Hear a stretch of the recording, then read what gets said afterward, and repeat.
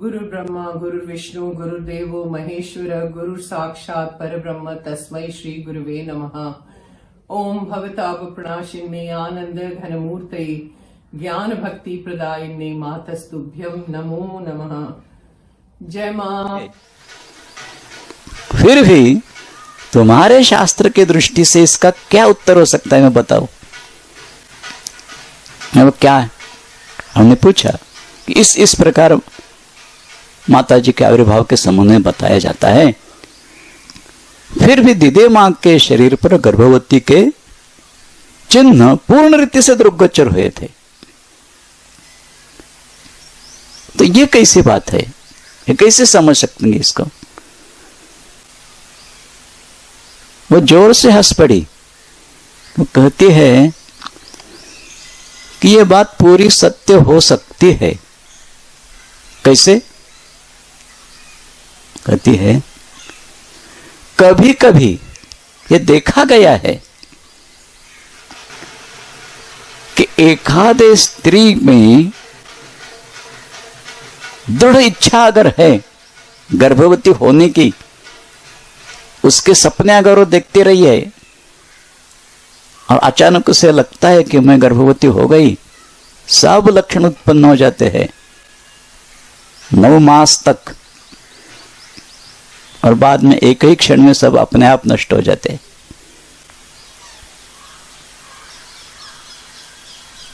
तो शास्त्र दृष्टया भी यह बात सत्य है, ऐसा हो सकता है। दीदी मां को जो एहसास हुआ कि मैं गर्भवती हो गई, भगवान का तेज मेरे उदर में समाविष्ट हो गया है, सब लक्षण उत्पन्न हो गए हैं। जिस क्षण आयुर्भाव हुआ उसी क्षण सब लक्षण नष्ट हो गए। और इसलिए नाल विच्छेदन आदि कुछ भाग नहीं है, गोदी में उठा के ले लिया इसको।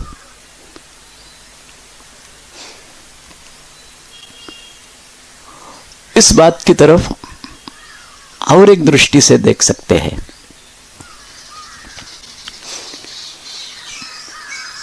इस आश्रम में जो अखंड यज्ञाग्नि की प्रतिष्ठा हो गई है, उस समय पहले कमलाकांत ब्रह्मचारी जी को यही रखा था। हम तो उस समय भी थे, इस कार्यक्रम में समाविष्ट हुए थे। पूर्णानंद जी का अनुष्ठान हुआ था गायत्री का, और उसकी सांगता के उपलक्ष्य में यहां प्रतिष्ठा की गई। आप में से बहुत से लोग उस समय उपस्थित हुए होंगे, और कमलाकांत जी को तो मां का हर भक्त जानता है, क्योंकि वो सबसे पुराने मां के भक्त हैं। भाई जी से भी पहले आए हैं वो मां के पास।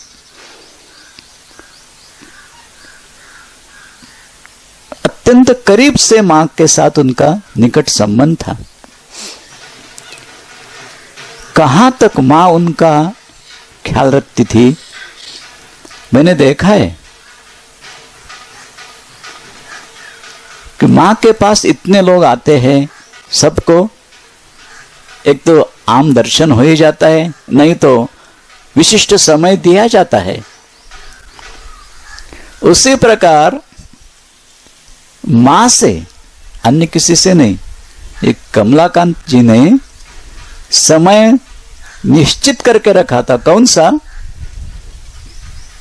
जब सब कार्य से निवृत्त होकर मां अब शयन करेगी, ऐसा समझो, हमारी दृष्टि से शयन करेगी, उस समय 5 मिनट 10 मिनट 15 मिनट कमलाकांत जी आके बैठते थे, उनके साथ मां बात करती थी। सो इतना गहरा संबंध था उनका मां के साथ।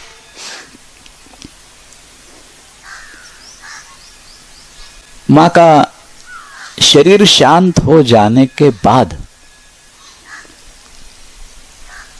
मां के भक्त तो सभी इधर इकट्ठे हुए थे। मन में बड़ी व्यथा ही थी, अव्यक्त में चली गई मां, इसलिए और ऐसी स्थिति में मां की बातें हर एक के मुख से निकलती थी, सिवाय मां कुछ विषय ही नहीं। और इस शंकराचार्य जी के हॉल में ही इस कमलाकांत जी को घेर कर भक्त लोग बैठते थे और वो भी मां की बातें सुनाते रहते थे पहले की। उसमें उन्होंने एक बात कही जिसके ऊपर बाद में बहुत सी बहस हो गई है। उन्होंने कहा कि मां को नाभि नहीं थी, नाल विच्छेदन नहीं है तो नाभि है ही नहीं। तो फिर मन में जिज्ञासा उत्पन्न हो गई, मां को नाभि नहीं थी, ये कह रहे तो बात सत्य होनी चाहिए। फिर भी अन्य किसी के ध्यान में किसी बात नहीं आई। मां की सेवा करने वाले जो है, अथवा खास करके शरीर को मालिश जो करते हैं, उन ब्रह्मचारिणियों के ध्यान में तो ये बात जरूर आई होंगी। इसलिए हमने मन में, उस समय तो बात मन में ही रही, किसी दूसरे को पूछने का साहस तो हो ही नहीं रहा था। बाद में एक बार विंध्याचल गए थे और वही संयोगवश उदास दीदी थी। अब उन्हें पूछा कि देखो, आप इसका हमें जवाब दे सकते हैं। एक तो ऐसी बात मुझे पूछना नहीं चाहिए आपसे, फिर भी आपके सिवाय कोई बता नहीं पाएगा। बोले क्या बात है? मैंने कहा कि ऐसा ऐसा कमलाकांत जी ने कहा। उस समय हमारी शांतता साथ में थी विंध्याचल में। उदास जी एकदम बिगड़ गई, बोलती वो कमलाकांत कुछ भी कहता है और तुम कुछ भी पूछते हो।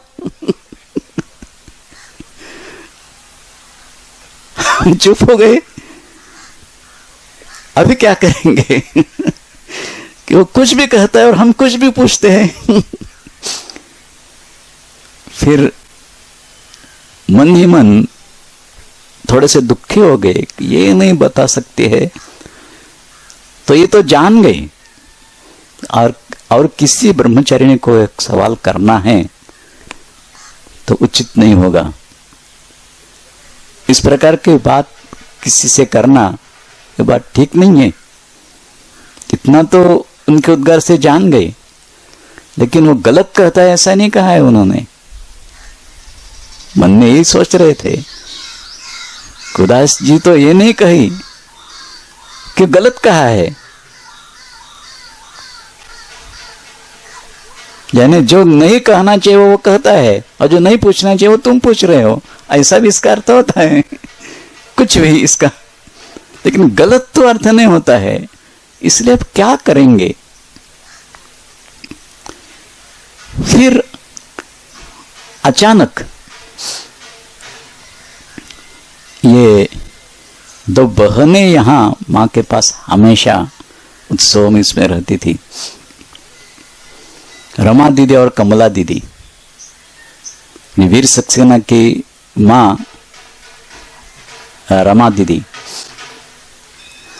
और उसकी बहन कमला दीदी। मां के बहुत निकट के है ये, मां के प्रति विलक्षण भाव इनका।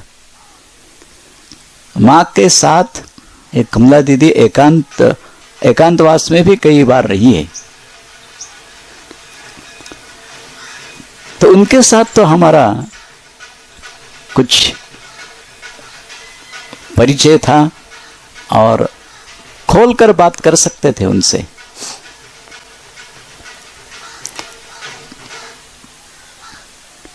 एक बार उन्हें पूछा कि कमलाकांत दा ऐसा कहते हैं तो फिर अन्य किसी से हम ये जान नहीं पा सकेंगे, पूछ भी नहीं पा सकेंगे उन्हें। अगर आप जानते हैं इस बारे में कुछ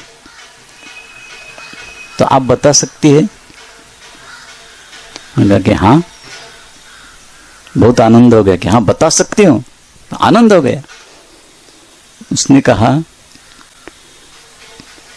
नाभि नहीं थी अथवा नाभि थी, दोनों बातें सत्य है। ये कैसी बात है? नहीं थी और थी, ये दोनों बातें सत्य है। बोले हाँ। वो कहती है एक बार मां ने कमला दीदी को मालिश करने के लिए कहा था अपने को। वो तेल की शीशी लेकर मालिश कर रही है। उस समय मां पूछती है इन्हें, देखो कमला, ऐसी नाभि देखी है किसकी? तब गौर से उसने देखा। वो कहती है वहां सिर्फ कटोरी जैसा चिन्ह है और कुछ नहीं है। नाल विच्छेदन करने के बाद एक प्रकार का चिन्ह वहां रहता है। हर एक देख सकता है कि इसी के द्वारा ही मां के शरीर के सब पोषक तत्वों को लेकर पोषण होता है गर्भ में।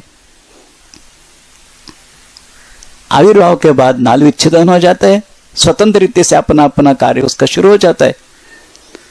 तो वो नहीं है, सिर्फ कटोरी जैसा। इसलिए वो कहती है नाभि है भी सत्य है, नहीं है वो भी सत्य है। अब जाके इस समस्या का हल हो गया। सामान्य रीति से आविर्भाव नहीं हुआ है, फिर भी ये झूठ नहीं था। गर्भवती हो गई, इसके सब चिन्ह आ गए दीदी मां के शरीर के ऊपर, ये भी झूठ नहीं। फिर भी गर्भ में नहीं थी, ये भी बात सत्य। उसके बाद आविर्भाव भी सामान्य आदमी की तरह नहीं, नाल का संबंध था नहीं, और इसलिए नाल विच्छेदन का उल्लेख भी नहीं, और इसलिए नाभि जो शरीर पे, क्योंकि ये बात सुनिश्चित है कि मां जो चाहती थी परिपूर्ण, आधा अधूरा कभी नहीं। शरीर धारण किया है तो नाभि भी है, लेकिन नहीं भी है। मां जैसे कहती थी ना, है भी नहीं, नहीं भी नहीं। उनके नाभि के संबंध में भी वही बात हम कह सकते हैं। तो मां ने इतना जो निर्देश किया है, उसके जो कुछ विचार आते हैं मन में, उसको मैंने प्रस्तुत किए। उसी से एक बात अत्यंत निश्चित रूप से है, तर्क की दृष्टि से, कि मां का जो आविर्भाव हुआ है, उनके ख्याल के अनुसार स्त्री देह धारण करके ही आविर्भाव हुआ है। उनके ख्याल के अनुसार, वो भी सामान्य जीव की तरफ नहीं, एक अलौकिक रीति से अवतारी की तरह धरातल पर हमें आश्वस्त करने के लिए, हमारे अंदर जो वेदना है उसी को मिटाने के लिए, और पूरे चराचर को अपने वात्सल्य से पूरे तरह भिगाने के लिए इस प्रकार अलौकिक रीति से, सामान्य रीति से नहीं, मां का आविर्भाव हुआ है। इसी के साथ आज की इस सत्र की कथा को भी विश्राम करते हैं। ओम भवताप प्रणाशिन्ने आनंद घनमूर्तये ज्ञान भक्ति प्रदायिन्ने मातस्तुभ्यं नमो नमः। जय मां।